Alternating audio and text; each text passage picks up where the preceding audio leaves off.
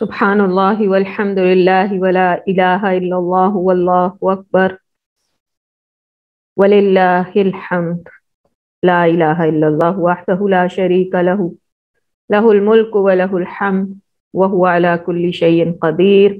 اللہم صل علی محمد وعلی آل محمد کما صلیت علی ابراہیم وعلی آل ابراہیم انک حمید مجید اللہم بارک علی محمد وعلی آل محمد کما بارکت علی ابراہیم وعلی آل ابراہیم انک حمید مجید رب اشرح لی صدری ویسر لی امری واحلل عقدۃ من لسانی یفقہوا قولی اللہم فقہنا فی الدین اللہم زدنا علما اللہم انا نسألک علما نافعا ورزقا طیبا وعملا متقبلا اللہم انا نسألک الہدی والتقی والغنی والعفاف آمین یا رب العالمین۔ السلام علیکم ورحمۃ اللہ وبرکاتہ۔ اللہ سبحانہ تعالیٰ کا احسان، اللہ سبحانہ تعالیٰ کی توفیق، اللہ سبحانہ تعالیٰ کا عزم کہ اس نے دوبارہ ہمیں اکٹھا کیا اور اس چیز کا موقع دیا کہ مل کے اس کی کتاب کو سمجھنے کی کوشش کریں۔ اللہ سبحانہ تعالیٰ ہمیں اخلاص اور اللہ کے رضا کے لیے ایسی محفلوں میں شامل ہونے کی توفیق دیں، اور نہ صرف یہ کہ ہم سنیں بلکہ اس پہ عمل کرنے والے بھی ہوں۔ قرآن کو اللہ ہماری آنکھوں کا اور ہمارے دل کا نور بنا دے، آمین یا رب العالمین۔ سورہ آل عمران کی آخری رکوعوں میں ہیں ہم اس وقت مطالعہ کر رہے ہیں، اور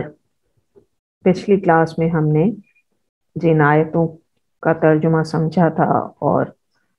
مختصر شرح پڑھی تھی وہ آیت نمبر 160 سے 172، جس میں اللہ سبحانہ تعالیٰ نے فرمایا اللہ تمہاری مدد پر ہو تو کوئی طاقت تم پر غالب آنے والی نہیں، اور وہ تمہیں چھوڑ دے تو اس کے بعد کون ہے جو تمہاری مدد کر سکتا ہو۔ پوچھ رہے ہیں اللہ سبحانہ تعالیٰ سوال ہم سب سے، مخاطب تو اللہ کے رسول صلی اللہ علیہ وسلم تھے کیونکہ وہی ان پہ آیا کرتی تھی، لیکن ایڈریس پوری مسلمان امت ہے، اور قیامت تک کے لیے یہی جو ہے وہ حکم یا یہی سوال ہر مومن سے اللہ سبحانہ تعالیٰ پوچھتے ہیں کہ ہم اپنے دلوں کو ٹٹولیں اس بات کے اوپر۔ پھر اللہ سبحانہ تعالیٰ بتاتے ہیں کہ پس جو سچے مومن ہیں ان کو اللہ ہی پر بھروسہ رکھنا چاہیے۔ کسی نبی کا یہ کام نہیں ہو سکتا کہ وہ خیانت کر جائے، اور جو کوئی خیانت کرے تو وہ اپنی خیانت سمیت قیامت کے روز حاضر ہو جائے گا، پھر ہر شخص کو اس کی کمائی کا پورا پورا بدلہ مل جائے گا اور کسی پر کچھ ظلم نہ ہوگا۔ ہم جانتے ہیں کہ یہ آیتیں اس پس منظر میں ہے کہ مال غنیمت کے بارے میں جو کچھ صحابہ نے مال غنیمت کی چاہت میں اپنے امیر کی بات کو نہیں مانا تھا، اور پھر کتنا بڑا نقصان مسلمانوں کو اٹھانا پڑا۔ تو اللہ سبحانہ تعالیٰ نے اس کوتاہی کو یہاں پہ کھول کے بیان کر دیا کہ نبی کے بارے میں اگر تم ایسا سوچو گے تو اس کا مطلب یہ ہے کہ اگر لیڈر ہی جو ہے ایسا ہوگا، بے ایمان ہوگا، تو پھر اس کے جو ماننے والے ان سے کیا توقع کی جا سکتی ہے؟ اور پھر اللہ کے رسول صلی اللہ علیہ وآلہ وسلم سے اگر تم یہ امید رکھتے ہو تو پھر وہ کیا کوئی دنیا میں چینج لا سکتے ہیں؟ ایسا برائیاں تو پہلے ہی ہیں، تو مزید برائی میں اضافہ کرنے تو نہیں آئے اللہ کے رسول صلی اللہ علیہ وسلم، نعوذ باللہ۔ پھر آگے اللہ سبحانہ تعالیٰ نے پھر بتایا کہ اگر کوئی ایسی خیانت ہوتی تو اللہ سبحانہ تعالیٰ سے بڑھ کے کون ہے جو ان کے اوپر نظر رکھے ہوئے؟ بھلا یہ کیسے ہو سکتا ہے کہ جو شخص ہمیشہ اللہ کی رضا پر چلنے والا ہو وہ اس شخص کے جیسے کام کرے جو اللہ کے غضب میں گر گیا ہو اور جس کا آخری ٹھکانہ جہنم ہو جو بدترین جگہ ہے۔ اللہ کے نزدیک دونوں قسم کے آدمیوں میں بہت فرق ہے، اور اللہ سب کے اعمال پر نظر رکھتا ہے۔ یعنی نیک لوگوں اور برے لوگوں سب میں درجے، اور ان سب کے درجے جو ہیں وہ اللہ سبحانہ تعالیٰ کے ہاں اچھی طرح معلوم ہے، اور کیونکہ اللہ سے زیادہ ہمارے اعمال کو جاننے والا کوئی بھی نہیں۔ در حقیقت اہل ایمان پر تو اللہ نے یہ بہت بڑا احسان کیا کہ ان کے درمیان خود انہی میں سے ایک پیغمبر اٹھایا جو اس کی آیات انہیں سناتا ہے، ان کی زندگیوں کو سنوارتا ہے اور ان کو کتاب اور دانائی کی تعلیم دیتا ہے، حالانکہ اس سے پہلے یہ لوگ کھلی گمراہیوں میں پڑے ہوئے تھے۔ یعنی یہ اگر کوئی چینج لانا چاہتا ہے معاشرے کے اندر، اگر کوئی دیکھتا ہے کہ اس کے ارد گرد باطل سر ابھار رہا ہے، اگر کوئی دیکھتا ہے کہ برائی بہت پھیل چکی ہے، تو نبوت کا یہ یعنی نبیوں رسولوں کا جو طریقہ تھا اسی کو فالو کرنا پڑے گا،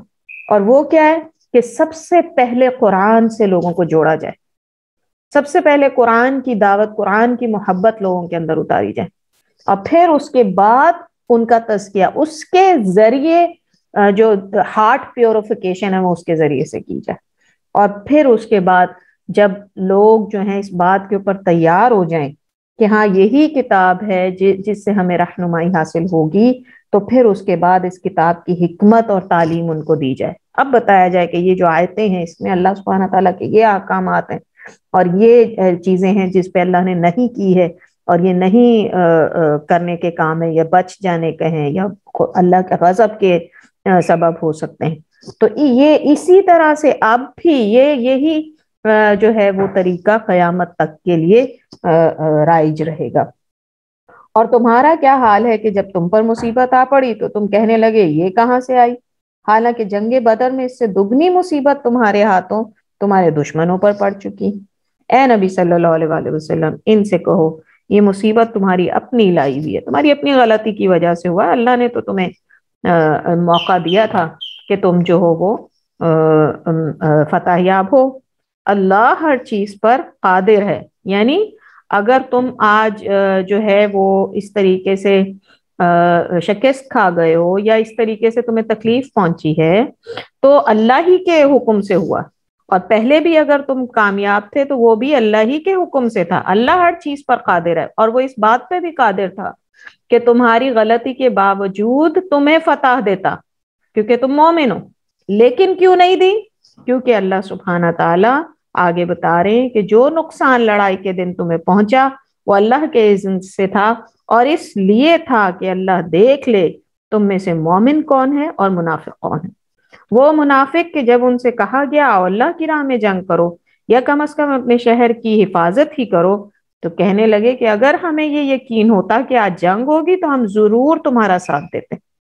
یہ بات جب وہ کہہ رہے تھے اس وقت وہ ایمان کی نسبت کفر سے زیادہ قریب تھے، وہ اپنی زبانوں سے وہ یہاں پر ذکر ہو رہا ہے عبداللہ بن ابی کا، جو اپنے 300 لوگوں کو لے کے الگ ہو گیا تھا، اور یہ اس نے بہانہ کیا تھا کہ ہمیں نہیں لگتا آج جنگ ہوگی۔ یہ بات جب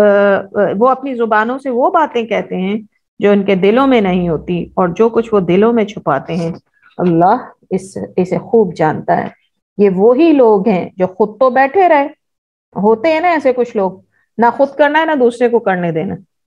اور دوسرے کو خود تو ڈر ہوتا ہی ہوتا ہے، دوسرے کو بھی ڈراتے ہیں پھر اپنے ساتھ کہ نہیں دیکھو فلاں جو ہے وہ اس کی وہ بہت طاقتور ہے، یا اس کی پہنچ بہت زیادہ ہے، یا وہ ایسا ہے اور وہ ویسا ہے، خود نہیں کرتے دوسرے کو بھی اپنے ساتھ چاہتے ہیں کہ بٹھا لیں۔ تو اللہ سبحانہ تعالیٰ کہتے ہیں یہ وہی لوگ ہیں، یعنی یہ منافق ہیں جو خود تو بیٹھے رہے، اور ان کے جو بھائی لڑنے گئے اور مارے گئے ان کے متعلق انہوں نے کہہ دیا اگر وہ ہماری بات مان لیتے تو نہ مارے جاتے۔ ان سے کہو اگر تم اپنے اس قول میں سچے ہو تو خود جب تمہاری موت آئے تو اسے روک کے دکھا دینا۔ جو لوگ اللہ کی راہ میں قتل ہوئے انہیں مردہ نہ سمجھو، وہ تو حقیقت میں زندہ ہیں، اپنے رب کے پاس رزق پا رہے ہیں، جو کچھ اللہ نے انہیں اپنے فضل سے وہاں پر دیا اس پہ بہت خوش ہیں، اور اس بات پہ انہیں اطمینان ہے کہ جو ایمان والے پیچھے دنیا میں رہ گئے اور ابھی وہاں نہیں پہنچے ان کے لیے بھی کسی رنج اور خوف کا موقع نہیں، وہ اللہ کے انعام اور اس کے فضل پر خوش اور خرم ہے، اور ان کو معلوم ہو چکا کہ اللہ مومنوں کے اجر کو ضائع نہیں کرتا۔ جن لوگوں نے زخم کھانے کے بعد بھی اللہ اور رسول کی پکار پر لبیک کہا، یعنی یہ وہ لوگ تھے کہ جو زخمی تھے، خود سب سے بڑھ کے اللہ کے رسول صلی اللہ علیہ وآلہ وسلم، جن کے آگے کے دو دانت ٹوٹ چکے تھے، چہرے سے اتنا خون بہ چکا تھا کہ بے ہوش بھی ہو چکے تھے ایک دفعہ، اور پھر بھی اس کے باوجود اتنی زخمی اور تکلیف دہ حالت کے اندر بھی اللہ کے رسول صلی اللہ علیہ وآلہ وسلم نے جب صحابہ کرام سے کہا کہ کہیں یہ مشرکین واپس پلٹ کے حملہ نہ کریں تو ہم ان کے پیچھے چلتے ہیں اس سے پہلے، تو اللہ سبحانہ تعالیٰ ان کے بارے میں کہہ رہے ہیں کہ جنہوں نے اللہ اور اس کے رسول کی پکار پر لبیک کہا، اور یہی مومن کا ایمان ہوتا ہے، وہ اپنی تکلیف کو بھول جاتا ہے جب معاملہ اسلام کی سربلندی کا ہو، جب معاملہ اسلام کے دفاع کا ہو تو وہ یہ بھول جاتا ہے کہ مجھے کس تکلیف سے گزرنا پڑے گا۔ تو ان میں سے جو لوگ نیک اور متقی ہیں ان کے لیے بڑا اجر ہے۔ سبحان اللہ۔ تو اللہ سبحانہ تعالیٰ نے نہ صرف یہ کہ یہ وہی صحابہ ہیں، یہ وہ صحابہ ہیں کہ جنہوں نے تھوڑی دیر پہلے جن سے غلطی ہوئی تھی، اور اب جو ہے وہ اللہ کے حکم سے اللہ سبحانہ تعالیٰ انہی صحابہ کی اس بات پہ تعریف کریں کہ جب اللہ کے رسول نے دوبارہ انہیں آواز دی تو وہ فوراً تیار ہو گئے۔ اور وہ لوگ جن سے لوگوں نے کہا، میرے خیال سے یہیں سے انشاءاللہ تعالیٰ، میں نے آپ سے کہا تھا کہ ہم نے ترجمہ تو پڑھ لیا ہے لیکن اس کا ہم تشریح اور تھوڑا سا جو سمجھتے ہیں وہ بعد میں کریں گے۔ اعوذ باللہ من الشیطان الرجیم۔ الذین قال لهم الناس ان الناس قد جمعوا لكم فاخشوهم فزادهم ایمانا وقالوا حسبنا اللہ ونعم الوکیل۔ اللہ اکبر، بڑی ہی خوبصورت دعا، حسبنا اللہ ونعم الوکیل۔ تمام یعنی آپ یہ دیکھیں حضرت ابراہیم کا واقعہ شاید میں نے آپ کے سامنے بیان بھی کیا تھا کہ جب انہیں آگ میں ڈال دیا گیا تو جبرائیل علیہ السلام نے آ کے پوچھا ان سے کہ آپ کو اس وقت کس چیز کی ضرورت ہے، تو انہوں نے جواب دیا حسبنا اللہ ونعم الوکیل۔ یعنی کوئی آپ کے میرے جیسا ہوتا تو ہم کیا کہتے؟ ہم کہتے کہ دیکھ رہے ہو اتنا بڑا آگ کا الاؤ جل رہا ہے، میں اس میں جا کے بھوننے والا ہوں اور تم مجھ سے پوچھو کہ مجھے کیا چاہیے؟ اور وہ کیا کہتے ہیں؟ حسبنا اللہ ونعم الوکیل، کہ مجھے اپنے رب پہ پورا جو ہے وہ بھروسہ ہے، میں اس کے اوپر، وہ میرے لیے کافی ہے اور اس سے بہترین وکیل کوئی نہیں ہو سکتا۔ اسی طرح ہم دیکھتے ہیں حضرت موسیٰ علیہ السلام، ان کو بھی جب فرعون کی قوم ان تک پہنچ گئی اور سامنے سمندر تھا تو اللہ سبحانہ تعالیٰ نے یعنی لوگوں نے ان سے پوچھا کہ اب کیا ہوگا، اب تو ہم گئے موسیٰ، تو انہوں نے کہا حسبنا اللہ ونعم الوکیل۔ اور اللہ سبحانہ تعالیٰ نے یعنی اللہ سبحانہ تعالیٰ، اگر اس کی ڈیٹیل سے آپ واقعہ پڑھیں نا، جو کتابوں میں ابن کثیر وغیرہ نے بیان کیا، پوری ڈیٹیل یہاں تک بیان کیا ہے کہ اللہ سبحانہ تعالیٰ نے ان کے ایمان کو جانچنے کے لیے بنی اسرائیل اور فرعون کے غرور میں اور اضافے کے لیے ان کو اتنا قریب کر دیا کہ ان کو خدشہ ہونے لگا کہ ابھی آ کے ہمیں پکڑ لیں گے، اور یہ اللہ تعالیٰ چاہتے تو پہلے ہی سمندر کو جو ہے ان کا راستہ بنا دیتے ان کے لیے، لیکن اللہ سبحانہ تعالیٰ نے مزید ان کے دلوں کے اندر جو ہے وہ خوف کو بھی پیدا کیا، اور جب وہ قریب بالکل آنے لگے پھر اللہ سبحانہ تعالیٰ نے حضرت موسیٰ سے کہا کہ یہاں پر چھڑی مارو، اور پھر وہ رستہ بنا، اور رستہ بن کے جب یہ چلے گئے اور دوسری طرف چلے گئے تو حضرت موسیٰ نے دوبارہ چھڑی مارنی شروع کر دی سمندر پہ، کیوں؟ تاکہ یہ بند ہو جائے اور فرعون کی جو یہ قوم ہے یہ لیکن اللہ کو تو پتا تھا کہ اگر یہ بند ہو جاتا یہ رستہ اور وہ نہ اترتے اندر تو غرق کیسے ہوتے۔ تو یہ انسان کو یعنی پورا بھروسہ اللہ سبحانہ تعالیٰ کے اوپر ہونا چاہیے، لیکن ظاہر سی بات ہے وہ جلد باز بھی ہے انسان، تو وہ اپنی طرف سے بھی سوچتا ہے۔ بہرحال تو حضرت موسیٰ کو اس طرح سے ان کا بھی یہی ایمان کہ حسبنا اللہ ونعم الوکیل، تو اللہ سبحانہ تعالیٰ کے جو اولو العزم جو وہ ہیں رسول ہیں ان کی یہی دعا ہوا کرتی تھی، اور یہی ہماری ہونی چاہیے۔ اور اللہ کے رسول صلی اللہ علیہ وآلہ وسلم اور ان کے صحابہ کرام، اب دیکھیں یہاں پہ دو جو ہیں وہ ملتی ہیں، دو واقعات ملتے ہیں۔ ایک تو یہ کہ جب اللہ کے رسول صلی اللہ علیہ وسلم جو ہیں وہ جنگ احد سے، یہی جب اللہ کے رسول نے کہا کہ چلو ہم پہلے ان کے پیچھے چلے چلتے ہیں تاکہ ان کو پتا چلے کہ مسلمان کوئی اتنے کمزور نہیں پڑ گئے کہ وہ اپنا دفاع نہ کر سکیں اور وہ پلٹ کے مدینہ میں نہ آ جائیں، تو یہ جو ہے یہ لوگ نکل گئے اور اس کے پیچھے 8-9 کلومیٹر تک، سوری میل تک ان کے پیچھے تک گئے، اور اللہ کے رسول صلی اللہ علیہ وسلم سب سے آگے ان میں۔ تو ابو سفیان جو ہے اس کو سوچ آ چکی تھی، وہ پہلے ہی سوچ چکا تھے رضی اللہ عنہ، بعد میں مسلمان ہو گئے تھے، تو انہوں نے سوچ لیا تھا کہ ہاں ہم پلٹ کے کرتے ہیں حملہ، اور اس کے لیے انہوں نے یہ ٹیسٹ کرنے کے لیے کہ کیا مسلمانوں پہ گزرتی ہے، انہوں نے ایک تاجر وہاں سے گزرا تھا، اس کو کہا کہ جا کے مدینہ والوں سے کہہ دو کہ ابو سفیان تو واپس آ رہا ہے اپنے لشکر کو جمع کر کے، اور واپس جا کے اور ان میں خوف پیدا کرو۔ تو جب اس نے رستے میں دیکھا کہ نبی اکرم صلی اللہ علیہ وسلم اور ان کے صحابہ کرام تو خود پیچھے آ چکے ہیں پہلے، تو جب اس نے یہ باتیں ان سے کہیں تو صحابہ کرام نے کہا حسبنا اللہ ونعم الوکیل، ہم تو خوش ہیں اس بات کے اوپر کہ ہم نے اپنے رسول اللہ اور اس کے رسول کی بات پہ لبیک کہا، اور ہم اللہ پہ ہی بھروسہ کرتے ہیں، ہمیں کوئی فکر نہیں ہے۔ اور جو ہے پھر اس تاجر نے جا کے واپس بتایا کہ وہ تو اللہ کے رسول تو اس سے پہلے ہی نکل آئے جس سے جو تم چاہ رہے تھے،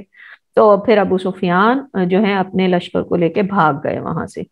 اور دوسرا واقعہ یہ ملتا ہے کہ چونکہ اس پہ احد کے موقع پر جاتے جاتے ابو سفیان نے کہا تھا کہ اب اگلے سال تم سے ملاقات ہوگی بدر کے مقام پہ، یہ بدر صغرا بھی کہلاتا ہے، چھوٹی بدر۔ تو پہلے یعنی احد سے پہلے ایک سال بدر میں ہوئی تھی جنگ، پہلا مارکا ہی بدر میں ہوا تھا، دوسرا احد ہو گیا، اور احد کے بعد انہوں نے کہا اب اگلے سال پھر ملیں گے احد اس میں بدر میں۔ تو اللہ کے رسول صلی اللہ علیہ وآلہ وسلم نے تیاری کی اور پورے 1 سال کے بعد وہ پہنچ گئے وہاں پر بدر، اور ابو سفیان نے جو ہے کچھ لوگوں کو مدینے بھیج کر یہ خبریں پھیلائیں کہ اتنے، اور حالانکہ اس وقت قحط تھا مکہ کے اندر اور ان کی اتنی تیاری نہیں تھی، لیکن اس نے یہ خبریں پھیلائیں کہ اتنا بڑا لشکر آ رہا ہے قریش کا کہ تمہیں تو ختم کر دے گا۔ تو اس پہ صحابہ کرام نے کہا حسبنا اللہ ونعم الوکیل، اللہ کے رسول صلی اللہ علیہ وسلم اور صحابہ کرام نے کہا حسبنا اللہ ونعم الوکیل، اور اسی لیے اللہ سبحانہ تعالیٰ کہتے ہیں الذین قال لهم الناس ان الناس قد جمعوا لکم، اور جب لوگوں نے ان سے آ کے کہا، یعنی وہ لوگ جن سے لوگوں نے آ کے کہا کہ تمہارے خلاف تو بڑی فوجیں جمع ہو گئی ہیں، فخشوہم، ڈرو ان سے، تو فزادہم ایمانا وقالوا حسبنا اللہ ونعم الوکیل، تو بجائے ڈرنے کے یہ سن کر ان کا ایمان اور بڑھ گیا، ایمان ان کا اور زیادہ بڑھ گیا، اور انہوں نے جواب دیا ہمارے لیے اللہ کافی ہے اور وہی بہترین کارساز ہے۔ یہ آیت عقیدہ کی کتابوں میں بھی لائی جاتی ہے، اور اس سلسلے میں لائی جاتی ہے کہ جس طرح ایمان کا حصہ ہے کہ اللہ سے محبت کی جائے، اگر ایک انسان کو اللہ سے زیادہ کسی اور سے محبت ہے تو اس کا ایمان مکمل نہیں، اور اسی طریقے سے اگر ایک انسان جو ہے وہ اللہ سے نا امید ہے تو اس کا ایمان بھی مکمل نہیں، اور بالکل اسی طریقے سے اگر ایک انسان اللہ کے علاوہ کسی اور سے خوف کھاتا ہے تو اس کا ایمان بھی مکمل نہیں، اور اس آیت کو دلیل کے طور پہ پیش کیا جاتا ہے کہ جو مومن ہے وہ تو جب یہ سنتا ہے کہ اس کے خلاف جو ہے وہ ایک محاذ قائم کر لیا گیا، اور وجہ کیا ہے؟ صرف کہ وہ کلمہ گو ہے، یا وہ مومن ہے، یا وہ مسلمان ہے، یا وہ اللہ کا ماننے والا ہے، وہ اللہ پہ بھروسہ کرنے والا ہے، بس یہ وجہ ہے اس کی، تو اور پھر اس کے خلاف جو ہے سازشیں کی جائیں، اور پھر اس کے خلاف جو ہے لوگ جمع ہو کے اس کو نقصان پہنچانے کی کوشش کریں، اور اس کا ایمان اگر کامل ہوگا تو بڑھ جائے گا کہ میرے ساتھ تو اللہ، مجھے کیسے کوئی نقصان پہنچا سکتا ہے، جس طرح صحابہ کرام کا جو ہے ایمان اور بڑھ گیا کہ ہم نے تو اللہ کے خاطر اللہ کے رسول صلی اللہ علیہ وسلم کا ساتھ دیا ہے، تو ہم تو صرف اللہ ہی سبحانہ تعالیٰ کے اوپر بھروسہ کرنے والے ہیں، اور پھر اس سے بہتر وکیل کوئی نہیں ہو سکتا، اور وکیل وہ ہوتا ہے جو ساری رسپانسبلٹی اٹھا لیتا ہے کسی کے، تو اب اگر ہم نے اپنا بھروسہ اللہ سبحانہ تعالیٰ پہ رکھ دیا اور ہم نے کہا کہ وہی ہمارے لیے کافی ہے، تو اب اس کے بعد کسی خوف کی کہاں، یعنی جیسا اگر ہم غزوہ احد کے بعد اس کی مثال لیں، تو اب اس کے بعد اللہ کے رسول صلی اللہ علیہ وسلم کو کوئی یہ فکر نہیں کہ کتنی بڑی فوج ہمارے سامنے آنے والی ہے، یا ان کے پاس کس قسم کے ہتھیار ہونے والے ہیں، یا جو ہے ہمارے پاس اتنا سامان ہوگا یا نہیں کہ ہم ان کا مقابلہ کر سکتے، نہیں۔ جب اپنا وکیل بنا لیا اللہ کو، اب اللہ سبحانہ تعالیٰ ہر چیز کی فکر خود کرے، اور اللہ سبحانہ تعالیٰ کو اپنا وکیل بنا لینا، یہ تو یعنی یہ ایمان کا وہ درجہ ہے جو بڑی مشکلوں سے ملتا ہے۔ لیکن ایک مسلمان کو پوری کوشش کرنی چاہیے کہ اللہ سبحانہ تعالیٰ کو ہی اپنی زندگی کے ہر، جس طرح حضرت عائشہ کہتی تھی نا کہ صحابہ کرام کو باقاعدہ نصیحت کیا کرتی تھی کہ اگر تمہیں اپنے جوتے کا لیس بھی چاہیے، تسمہ جو ٹوٹ جاتا ہے وہ بھی چاہیے، تو اللہ سبحانہ تعالیٰ سے مانگو۔ اگر یہ ہماری زندگی کے اندر ہو جائے، پھر دیکھیں کہ زندگی کے اندر کوئی ٹینشن، کوئی ڈپریشن رہ ہی نہیں سکتا انسان کے۔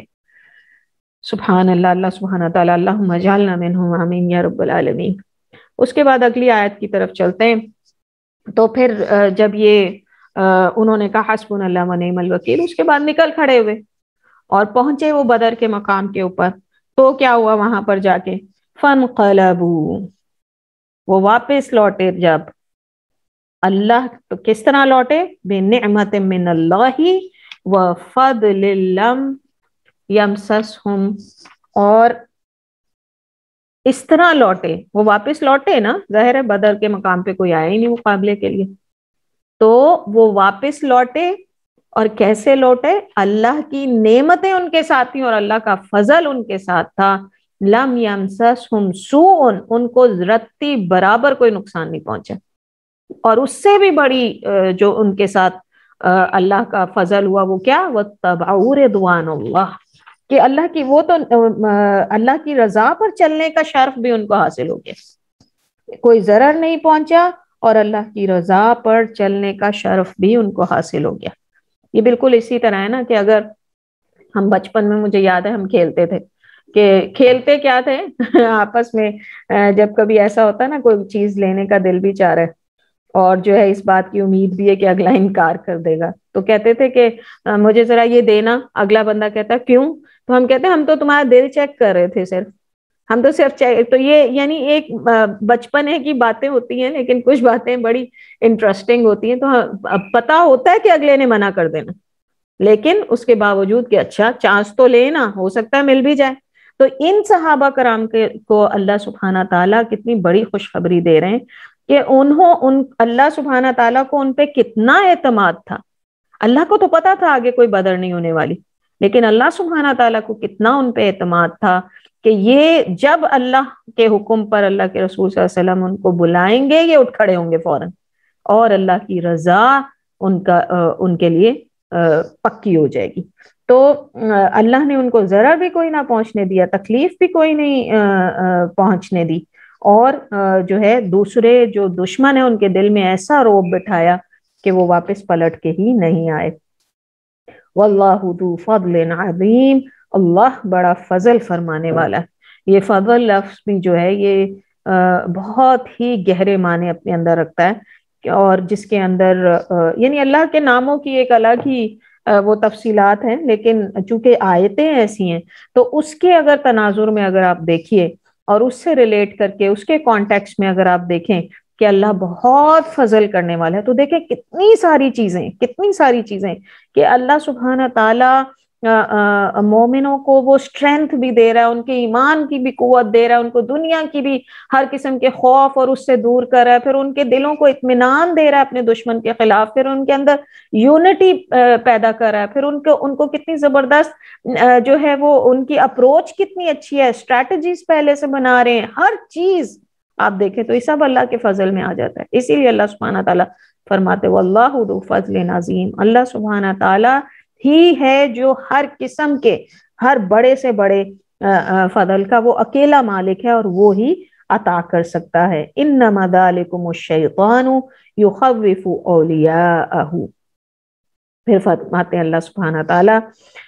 اب تمہیں پتا چل گیا کہ یہ شیطان تھا. وہ کون تھا؟ وہ شیطان تھا. یخوف اولیاء، جو اپنے دوستوں سے خواہ مخواہ تمہیں ڈرا رہا تھا. اچھا، اس کے دو معنی کیے گئے ہیں کہ یا تو یہ کہ جو اللہ کے علاوہ دوسروں سے ڈرتے ہیں وہ اسی لیے ڈرتے ہیں کیونکہ وہ شیطان کے ساتھی ہوتے ہیں. وہ ڈرتے ہی اس لیے ہیں دوسروں سے کیونکہ وہ شیطان کے ساتھی ہوتے ہیں، اور اگر وہ اللہ کے ساتھی ہوں، اللہ کے اولیاء ہوں، تو شیطان ان پہ کوئی اثر نہیں ڈال سکتا، شیطان ان کو کبھی نہیں ڈرا سکتا. اور یا پھر دوسرا معنی یہ لیا گیا ہے کہ شیطان اور اس کے ساتھی تمہیں ڈرا رہے تھے. انما ذالکم الشیطان یخوف اولیاء، تو شیطان اور اس کے ساتھیوں کو جو ہے وہ یہ خوف تھا اور وہ تمہیں ڈرا رہے تھے. فلا تخافوہم وخافون ان کنتم مؤمنین. اب یہ دیکھیں یہ بہت وہی والی بات جو ابھی میں نے آپ کو بیان کی کہ عقیدے کے اندر اس آیت کو پیش کیا جاتا ہے. تو یہاں پہ اللہ سبحانہ تعالیٰ کیا کہہ رہے ہیں؟ فلا تخافوہم، بس تم نہ ڈرو، وخافونی ان کنتم مؤمنین، اور تم صرف مجھ سے ڈرو، صرف اللہ سبحانہ تعالیٰ سے ڈرو اگر تم مومن ہو. تو ایمان نہیں ہوتا کسی کا بھی، ایمان کا دعویٰ نہیں کر سکتا وہ شخص جو اللہ کے سوا کسی سے ڈرتا ہو. یعنی ایک ڈر وہ ہوتا ہے کہ جو نیچرل ہے. ظاہر سی بات ہے، آپ کو سانپ نظر آئے آپ کو ڈر لگے گا. اگر آپ کو جو ہے آپ ہائٹ پہ ہیں تو بہت سارے لوگوں کو تو فوبیا ہوتا ہے، کچھ لوگ ہوتے ہیں وہ صرف ڈرتے ہیں، کچھ کو تو فوبیا ہوتا ہے، سیڑھیاں چڑھتے ہوئے بھی ان کو ڈر لگتا ہے. اور یہ نیچرل ڈر ہے، یہ تو ہوں گے ہی ہوں گے، ظاہر سی بات. لیکن ایک وہ ڈر ہے، وہ مجھے دیکھ رہے ہیں، اگر انہوں نے مجھے دیکھتے ہوئے مجھے یہ کرتے ہوئے دیکھ لیا تو کیا ہوگا؟ یا یہ ہے کہ اگر میں نے ایسا کر دیا تو فلاں اور فلاں جو ہے وہ پتہ نہیں میرے بارے میں کیا سوچے گا. یا جس طرح ایک وہ حضرت ابن عباس ہیں میرے خیال سے، ان کا قول ہے کہ جس شخص نے، اس شخص سے زیادہ برا کون ہوگا کہ جو اللہ سے نہیں ڈرتا بلکہ اس ہوا سے ڈرتا ہے کہ جس کی وجہ سے کھڑکی بند ہو جائے. یعنی اس کو وہ برائی کر رہا ہے اور برائی کرتے ہوئے اس کو اللہ سے ڈر نہیں لگ رہا، لیکن ہوا سے کھڑکی بند ہو گئی تو اس ہوا سے وہ اس لیے ڈر گیا کہ پتہ نہیں کون آ گیا اور جو مجھے دیکھ لے گا. تو یہ جو چیزیں ہیں یہ علماء کرام کہتے ہیں کہ یہ شرک ہے. یہ اللہ سبحانہ تعالیٰ کے ساتھ شرک ہے کہ اگر کسی اور سے ڈرا جائے اللہ کے علاوہ. تو بہرحال ظاہر ہے درجے ہوتے ہیں ہر چیز کے، اور شرک کے بھی درجے ہیں. ایسے لوگ کہ جو اپنی پوری زندگی دنیا والوں کو خوش کرنے کے لیے گزار دیتے ہیں اور اللہ سبحانہ تعالیٰ کی انہیں کوئی فکر نہیں ہوتی، تو ظاہر سی بات ہے یہ وہ پیور شرک ہے. اور کچھ لوگ ایسے ہوتے ہیں کہ جو اپنی وقتی کمزوریوں کی وجہ سے ایسا کر گزرتے ہیں اور پھر اللہ سے شرمندہ ہوتے ہیں اور لوگوں کے حقوق ادا کر دیتے ہیں. تو ظاہر ہے پھر اللہ سبحانہ تعالیٰ بھی غفور الرحیم ہے. اس کے بعد آگے اللہ سبحانہ تعالیٰ فرماتے ہیں وَلَا يَحْزُنْكَ الَّذِينَ يُسَارِعُونَ فِي الْكُفْرِ. اے پیغمبر صلی اللہ علیہ وآلہ وسلم، جو لوگ آج کفر کی راہ میں بڑی دوڑ دھوپ کریں، یسارعون سرعت سے کام کریں، تیزی سے کام کریں. یعنی ہمیں پتہ ہے نا کہ کیا ہو رہا تھا وہاں پہ. ذرا مدینہ اور مکہ کے بیچ میں وہ سچویشن لے کر آئیں. ہم نے سیرت کی کلاس میں کتنی ڈیٹیل سے وہ پڑھا تھا کہ یہودیوں میں سے جا کے جو ہے ان کو مشرکین قریش کو جو ہے وہ جا کے ابھارتے تھے، ہم تمہیں مال دیں گے، ہم تمہیں مدد دیں گے، تم آؤ اور آ کے مسلمانوں پہ حملہ کرو. حالانکہ وہ اہل کتاب تھے اور اتنے بدبخت تھے وہ لوگ کہ یہاں تک کہہ گئے کہ تم ان سے بہتر ہو. یعنی جو مشرکین مکہ بتوں کے پجاری تھے ان سے کہنے لگے کہ تم محمد صلی اللہ علیہ وسلم اور ان کے ماننے والوں سے زیادہ بہتر ہو ہمارے لیے، حالانکہ وہ اہل کتاب تھے. تو یہ یعنی اس قدر تیزی کے ساتھ جو ہے یہ کفر کرنے والے جو تھے یہ کوششیں کر رہے تھے اللہ کے رسول صلی اللہ علیہ وسلم اور ان کے صحابہ کو مٹانے کی. آج بھی آپ دیکھ لیں، کبھی G7، کبھی G20، کبھی فلانا پلیٹ فارم ہے، کبھی دھمکانا ہے مسلمان ملکوں کو جو ہے وہ اپنے مال و دولت، اپنی ٹیکنالوجی کی ترقی اور ان چیزوں سے ڈرایا دھمکایا جاتا ہے کہ ہم اس دنیا کے خدا ہیں شاید. تو اللہ سبحانہ تعالیٰ کیا کہہ رہے ہیں ایسے کے بارے میں؟ اللہ سبحانہ تعالیٰ فرما رہے ہیں جو لوگ کفر کی راہ میں بڑی تیزی سے سرعت کے ساتھ لگے ہوئے اور اپنے کفر کے اس کی یعنی وہ چاہتے یہ ہیں کہ ان کو غلبہ حاصل ہو جائے، انہم لن یضروا اللہ شیئا.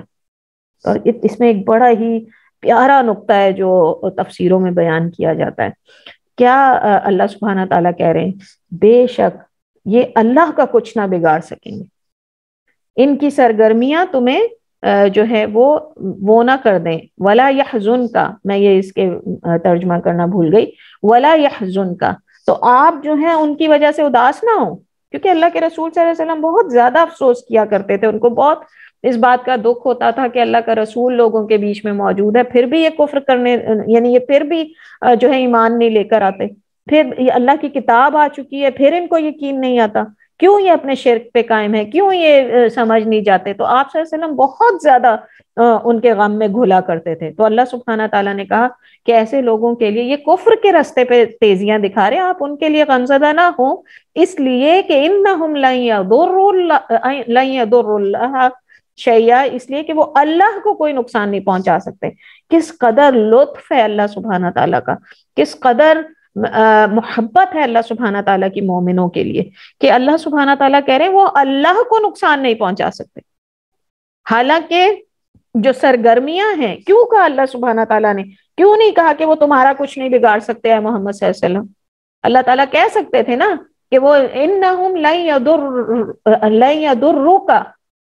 شیئا، اللہ کی جگہ لن یضروک،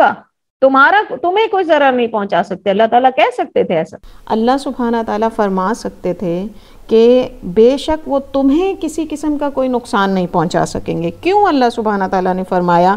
کہ وہ اللہ کا کچھ نہیں بگاڑ سکتے؟ اس وجہ سے کہ جو بھی انسان اللہ سبحانہ تعالیٰ کے لیے اور اللہ کے رسول صلی اللہ علیہ وسلم کی شریعت پہ چلتے ہوئے کسی بھی قسم کی تکلیف اٹھاتا ہے وہ اللہ ہی کے لیے کر رہا ہے. تو اللہ سبحانہ تعالیٰ نے اتنا بڑا یعنی بیج لگا دیا ایسے انسان کے سینے کے اوپر کہ تم میرے کام پہ نکلے ہوئے ہو. اگر کوئی انسان تمہیں فیل کرنے کی کوشش کر رہا ہے تو وہ مجھے فیل کرنے کی کوشش کر رہا ہے. اللہ سبحانہ تعالیٰ نے ایسے انسان کو اپنا سپاہی کہا کہ جو اللہ سبحانہ تعالیٰ کی راہ میں مشکلیں اٹھائے، اور کہا کہ اگر وہ کوئی مشکل اٹھاتا ہے تو اس کا مطلب ہے کہ جس انسان نے اس کو تکلیف دی اس نے اللہ کو تکلیف دی، اور جس نے اللہ سبحانہ تعالیٰ کا ساتھ دیا اس نے جو اللہ کی راہ میں کام کرے گا وہ دراصل اللہ سبحانہ تعالیٰ کے لیے کام کرے. تو اللہ سبحانہ تعالیٰ نبی اکرم صلی اللہ علیہ وآلہ وسلم کو تسلی دے رہے ہیں اس بات کے اوپر کہ یہ آخر میں قائم، تو کیونکہ پہلے اللہ سبحانہ تعالیٰ کہہ کے گئے نا کہ واللہ علی کل شیء قدیر، اللہ ہر چیز کے اوپر قادر ہے، اگر وہ چاہے تو ان سب کو ایک دم ملیا میٹ کر دے اور سزا دے.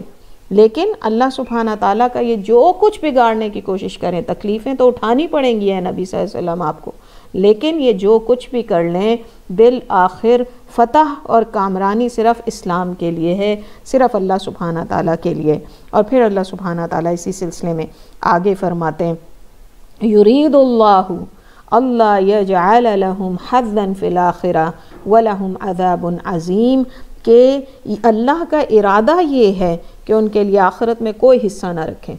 یعنی اللہ سبحانہ تعالیٰ جو نافرمان ہوتا ہے نا اس کو وقت بھی زیادہ دیتے ہیں، چانسز بھی زیادہ دیتے ہیں، اور پھر وہی لوٹ کے جو ہے نا وہ مثال آ جاتی فرعون کی. آپ دیکھیں کہ فرعون کے لیے اللہ سبحانہ تعالیٰ نے کتنا طویل عرصہ اس کو دیا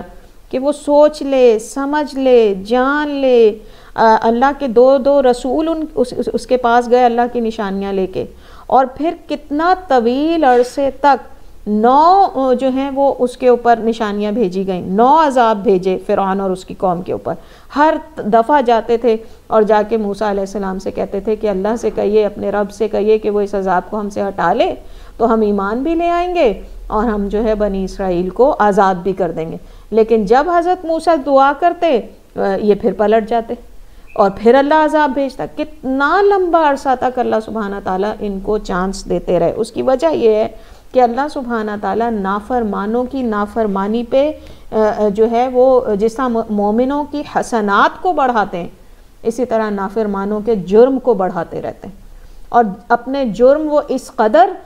یعنی زیادہ کر دیتے ہیں کہ پھر اس کے بعد جب قیامت کے دن اللہ سبحانہ تعالیٰ ان کو جہنم میں ڈالیں گے تو وہ خود اعتراف کریں گے کہ یہ ہمارے اپنے لائی ہوئی مصیبت ہے، اور ان کو یعنی انکار نہیں کر سکیں گے کہ ہمیں اللہ سبحانہ تعالیٰ نے جو ہے وہ ظلم کیا ہمارے اوپر اور ہمیں جہنم میں ڈال دیا۔ تو اس سے پتہ یہ چلتا ہے کہ اللہ سبحانہ تعالیٰ جہنم میں اسے ہی ڈالیں گے،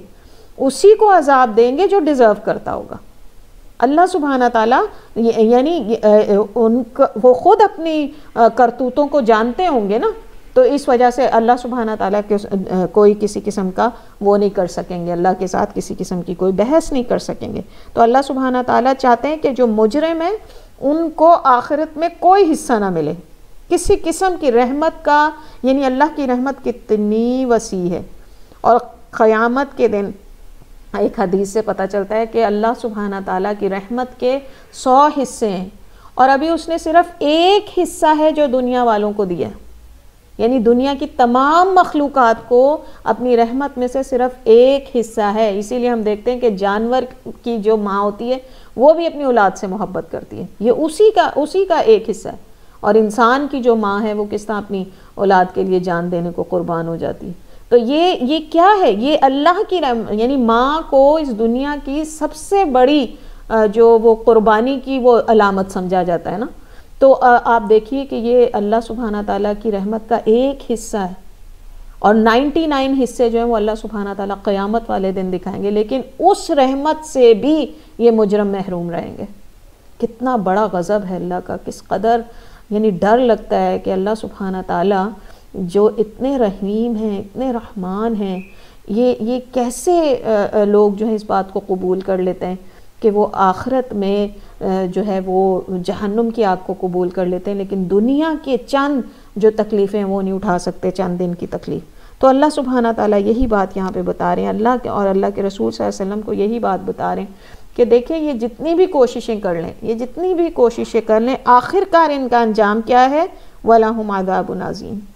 یہاں پہ دنیا میں بھی ناکام کرے گا اللہ انہیں، اور آخرت میں تو پھر ان کے لیے عذاب عظیم ہے، جتنی ان کی بڑی کوششیں اتنا ہی بڑا ان کے لیے عذاب بھی ہوگا۔ ان الذین اشتروا الکفر بالایمان لن یضروا اللہ شیئا ولہم عذاب علیم۔ جو لوگ ایمان کو چھوڑ کر کفر کے خریدار بن رہے ہیں وہ یقیناً اللہ کا کوئی نقصان نہیں کر رہے، ان کے لیے دردناک عذاب تیار ہے۔ یعنی اللہ سبحانہ تعالیٰ مزید اس بات کو اوپر زور دے رہے ہیں کہ یہ جو ہیں یہ دنیا، یہ اپنی آخرت کو دراصل بھولے ہوئے، کیونکہ ان کو اس دنیا ہی کی زندگی کے اندر لگ رہا ہے کہ جو کچھ حاصل کرنا یہیں پہ کر لو۔ تو اور سوچنے کی بات ہے نا کہ جب ایک انسان اس دنیا کے اندر کسی قسم کی کوئی اس کو فائدہ نظر آ رہا ہوتا ہے تو وہ کیا ہوتا ہے؟ وہ یا کوئی مال و دولت ہوگا، کوئی چھوٹی موٹی سی کسی کی خوشی ہوگی، کوئی یعنی وقتی طور پہ دل کو کسی قسم کا کوئی سکون مل جائے گا، کوئی کسی کو نیچا دکھا لے گا انسان، بہت ہوگا تو یعنی کسی کو مالی طور پہ نقصان دے دے گا۔ یہی فائدے ہیں نا جو انسان کو دنیا میں مل سکتے ہیں،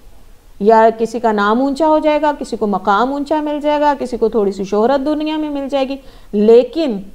کیا یہ ہمیشہ رہنے والی چیزیں؟ یہ ساری چیزیں جو انسان کو اس دنیا میں جو بھی فائدہ ملتا وہ کتنا عرصہ تک رہتا ہے انسان کے ساتھ؟ سال، 2 سال، 3 سال، 10 سال، 25 سال، بالآخر اس کے مرتے ہی وہ تمام فائدے ختم ہو جاتے ہیں اگر کوئی ان کو ملے بھی ہوں تو، اور آخرت جو ہمیشہ رہنے والی اس کا وہ نقصان کر لیتے ہیں۔ تو اللہ سبحانہ تعالیٰ کہتے ہیں یہ کفر کے خریدار بن رہے ہیں، کیوں کہ کفر کے بدلے یہ دنیا چاہتے ہیں۔ تو ایسے لوگوں کے لیے پھر اللہ کا تو وہ کوئی نقصان نہیں کرے، ان کے لیے دردناک عذاب تیار ہے، علیم، اللہ نے اوپر کا عذاب عظیم، بہت بڑا عذاب، اور عذاب علیم تکلیف دینے والا، جس میں درد ہی درد ہوگا، جس میں انتہائی تکلیف ہوگی، کیونکہ وہ اس دنیا کی تکلیف جھیلنے کو تیار نہیں ہے نا۔ تو اس وجہ سے اللہ سبحانہ تعالیٰ آخرت میں پھر وہ تکلیفیں انہیں دیں گے، اور جو تکلیفیں وہ مسلمانوں کو پہنچانے کی کوشش کریں ان سب کا بدلہ اللہ سبحانہ تعالیٰ ان سے لے لے گا۔ اسی لیے اللہ یہاں کہ بار بار کہہ رہے ہیں وہ اللہ کا کچھ نہیں بگاڑ سکتے، وہ اللہ کو کوئی نقصان نہیں پہنچا سکتے۔ پھر اللہ سبحانہ تعالیٰ فرماتے ہیں وَلَا يَحْسَبَنَّ الَّذِينَ كَفَرُوا أَنَّمَا نُمْلِي لَهُمْ خَيْرٌ لِأَنفُسِهِمْ، یہ ڈھیل جو ہم انہیں دیے جا رہے ہیں اس کو یہ کافر اپنے حق میں خیر نہ سمجھیں، ہم تو انہیں اس لیے یہ ڈھیل دے رہے ہیں کہ یہ خوب بارے گناہ سمیٹ لیں۔ إِنَّمَا نُمْلِي لَهُمْ لِيَزْدَادُوا إِثْمًا وَلَهُمْ عَذَابٌ مُّهِينٌ۔ تو یہ جس انسان کو، کسی ظالم کو، کسی جابر کو، کسی ظلم کرنے والے کو، کسی کافر کو جتنی طویل مہلت دی جائے اس کو ڈرنا چاہیے، اس کو اس بات پہ خوش نہیں رہنا چاہیے کہ میری پکڑ نہیں ہوئی تو میں بچ گیا، میں نے جو کیا میں کر کے بچ گیا۔ نہیں، اللہ سبحانہ تعالیٰ یہ فرماتے ہیں کہ جس کو جو ڈھیل دی جا رہی ہے وہ اس وجہ سے کہ اس کے بعد ان کے گناہوں میں اتنا اضافہ ہو چکا ہو کہ پھر اللہ سبحانہ تعالیٰ ان کو ذلیل کرنے والا سخت عذاب دیں، عذاب مہین۔ دیکھیں آپ 3 قسم کے عذابوں کا یہاں پہ اللہ نے ذکر کیا، عذاب عظیم، عذاب علیم، عذاب مہین۔ اللہ ہم سب کو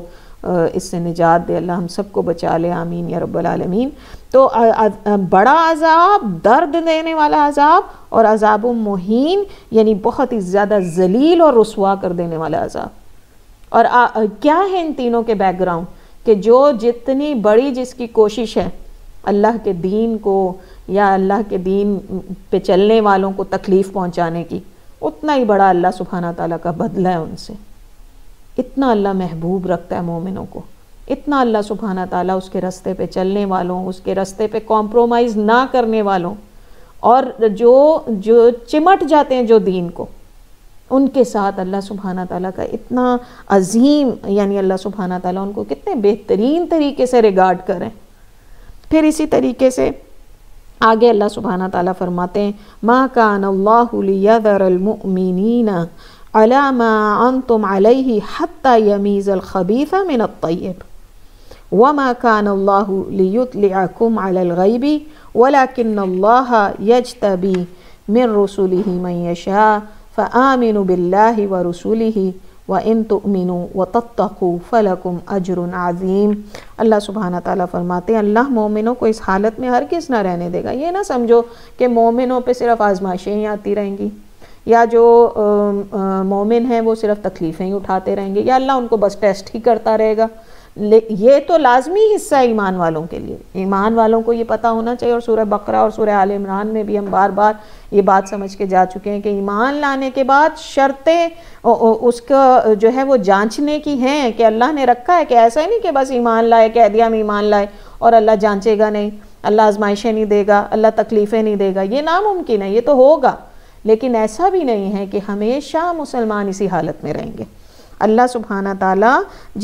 ان کو یہی بتا رہے ہیں کہ جو اس وقت جو تمہاری حالت ہے، اللہ سبحانہ تعالیٰ ایک تو یہ کہ جو بظاہر حالت ہے وہ بھی ویسی نہیں رہنے دے گا، اور دوسرا یہ کہ جو یہ ایک چھپی ہوئی حالت ہے کہ تم میں کچھ منافق ہیں، کچھ سچے ہیں، کچھ کمزور ایمان والے ہیں، کچھ مضبوط ایمان والے ہیں، تو اللہ سبحانہ تعالیٰ اس کو بھی نہیں ڈھکا چھپا رہنے دے گا۔ یعنی یہ اتنی ساری آزمائشیں جو نبی اکرم صلی اللہ علیہ وسلم اور ان کے صحابہ کرام پہ بھیجی جا رہی تھیں، یا آج جو بھیجتے ہیں اللہ سبحانہ تعالیٰ، اس کی وجہ ہوتی ہے کہ کھرے اور کھوٹے کو الگ کر دیں، اور جب کھرے سے کھوٹا الگ ہو جاتا ہے تو پھر وہ جماعت تیار ہوتی ہے کہ جو بہت مضبوط ہوتی۔ تو اللہ سبحانہ تعالیٰ یہی بتا رہے ہیں کہ اللہ سبحانہ تعالیٰ کا یہ طریقہ ہے، اور اسی طرح وہ آہستہ آہستہ پاکی میں سے گندگی کو دور کر دیتا ہے، مگر اللہ کا یہ طریقہ نہیں کہ تم کو غیب پر مطلع کر دے۔ تو اللہ سبحانہ تعالیٰ فرما رہے ہیں تمہیں بظاہر یہی لگ رہا ہوگا کہ کیا ہے کہ مشکلیں صرف مسلمانوں پہ ہی پڑی آ رہی ہیں، ایک کے بعد ایک، ایک کے بعد ایک، ایک کے بعد ایک آزمائش کیوں صرف مسلمانوں پہ ہی آئی جا رہی ہے؟ اس لیے کہ تمہیں حکمت نہیں پتہ، یہ تو غیب کی باتیں جو صرف جس کا علم صرف اللہ کے پاس ہے، اور یہ اللہ کی سنت نہیں کہ وہ غیب کا علم کسی کو بھی دے دے۔ پھر اللہ سبحانہ تعالیٰ فرماتے ہیں البتہ غیب کی باتیں وہ اپنے رسولوں میں سے جس کو چاہتا ہے بتا دیتا ہے، اور اسی وجہ سے وہ رسول ہیں کہ ان کو عام لوگوں کی نسبت اللہ سبحانہ تعالیٰ کے ساتھ زیادہ پرائیویسی حاصل ہوتی ہے۔ تو اللہ سبحانہ تعالیٰ جہاں پہ بہتر سمجھتے ہیں وہاں پہ غیب کا علم نبیوں کو دے دیتے ہیں. وہ خود سے کچھ نہیں جانتے, وہ خود سے غیب کا علم نہیں حاصل کر سکتے جب تک کہ اللہ سبحانہ تعالیٰ ان کو وہ علم نہ دیں. تو اللہ سبحانہ تعالیٰ فرماتے ہیں لہٰذا اللہ اور اس کے رسول پر ایمان رکھو. تمہارا کام یہ ہونا چاہیے کہ اب جب تم نے ایک دفعہ اس بات کا دعویٰ کر دیا کہ ہم ایمان لائے اللہ سبحانہ تعالیٰ کے اوپر, پھر اس بات پہ پورا یقین رکھو کہ جس پہ تم ایمان لائے وہ تمہیں اکیلا نہیں چھوڑے گا, وہ تمہیں اکیلا نہیں چھوڑے گا. وَإِن تُؤْمِنُوا, کس بات پہ, اور اگر تم ایمان لاؤ, کس بات کے اوپر ایمان لاؤ کہ جو یہ مشکلیں پڑ رہی ہیں اس کے اوپر صبر کرو, اور اس کے علاوہ جو ہے اللہ کے رسول کی اطاعت کرو, اللہ اور اس کے رسول کی اطاعت کرو. وَتَتَّقُوا فَلَكُمْ أَجْرٌ عَظِيمٌ, اگر تم ایمان لاؤ اور تقوی اختیار کرو تو تم کو بڑا اجر ملے گا, جس پہ پیچھے عذاب عظیم اور اس کے مقابلے پہ اجر عظیم. تو یہ اب مومنوں کے لیے خوشخبری, وہ ظالموں اور نافرمانوں کے لیے, اور یہاں پہ پھر مومنوں کے لیے کہ فَلَكُمْ أَجْرٌ عَظِيمٌ.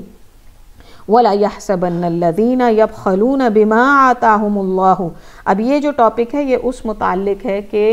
جس کو اللہ سبحانہ تعالیٰ نے دیا ہو اور وہ کنجوسی کرے. تو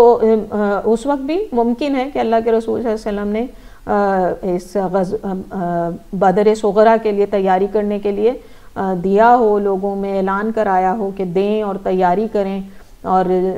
ظاہر ایک چندہ کیا جاتا تھا, ایک جو ہے وہ لوگوں سے کہا جاتا تھا کہ جنگ کے لیے تیاری کرنے کے لیے مال درکار ہے, تو لوگ جو جتنی جس کی استطاعت ہوتی تھی لا کے دے دیتے تھے. تو ممکن ہے کہ اس وقت کچھ لوگوں نے کنجوسی کا مظاہرہ کیا ہو,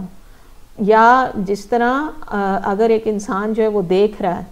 کہ دین کو کسی قسم کی مدد کی ضرورت ہے اور وہ آنکھیں کنی کترا کے نکل جاتا ہے, آنکھیں پھیر کے نکل جاتا ہے, 10 بہانے اور لگا دیتا ہے, میرے اوپر یہ ذمہ داری بھی ہے, میرے اوپر وہ ذمہ داری بھی ہے, اور پھر اس کے یعنی اس قسم کے بہانے بیان کر کے فضل کے باوجود اللہ کے جب وہ بخیلی کرتے ہیں, تو ان کے لیے اللہ سبحانہ تعالیٰ یہ فرما رہے ہیں وَلَا يَحْسَبَنَّ الَّذِينَ يَبْخَلُونَ بِمَا آتَاهُمُ اللَّهُ مِنْ فَضْلِهِ